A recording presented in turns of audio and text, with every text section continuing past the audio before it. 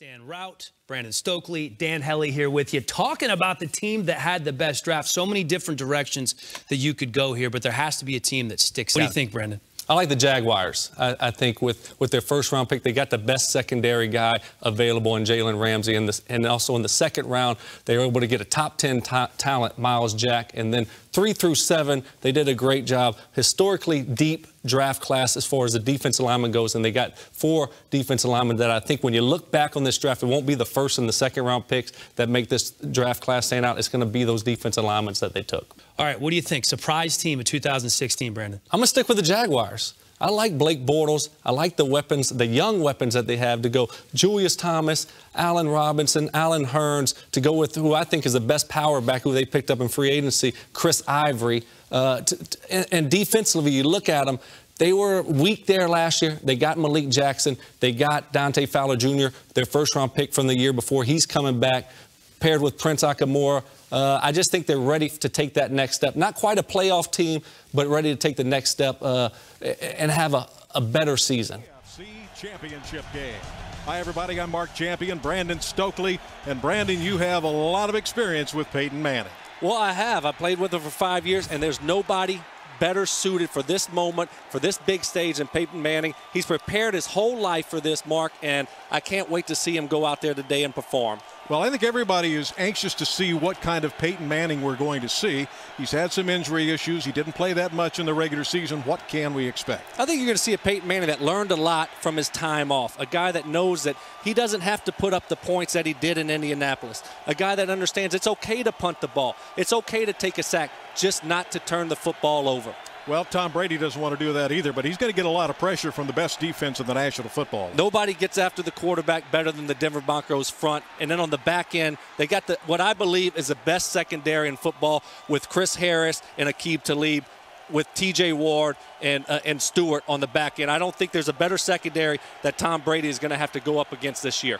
Well, you've been through this. These players are one step away from the Super Bowl. Do you think about that, or do you stay in the moment?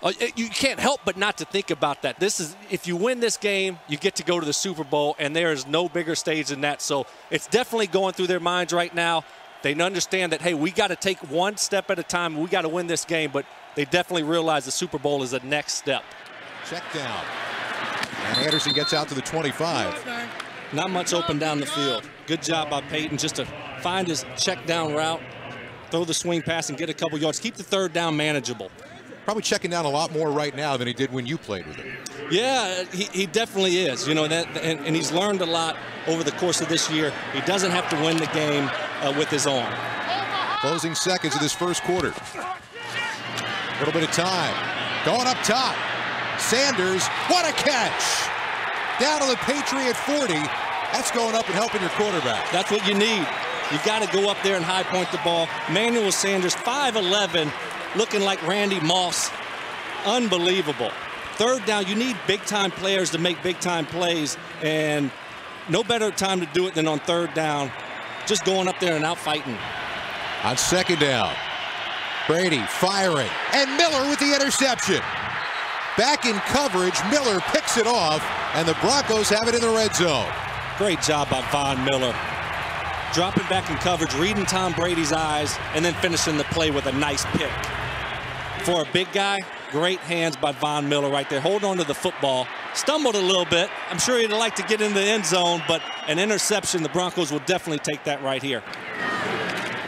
Manning looking for it all and overthrows Emmanuel Sanders. Peyton would like to have that one back. Emmanuel had a couple steps and just overthrew him, just outside of the outstretched arms. Double post right here by Emmanuel and Owen Daniels, and he had them both wide open and could have picked either one of them were wide open. He just overthrew it. Owen Daniels with a great stutter move to the post. Look at him, he's sick. Pick me, pick me.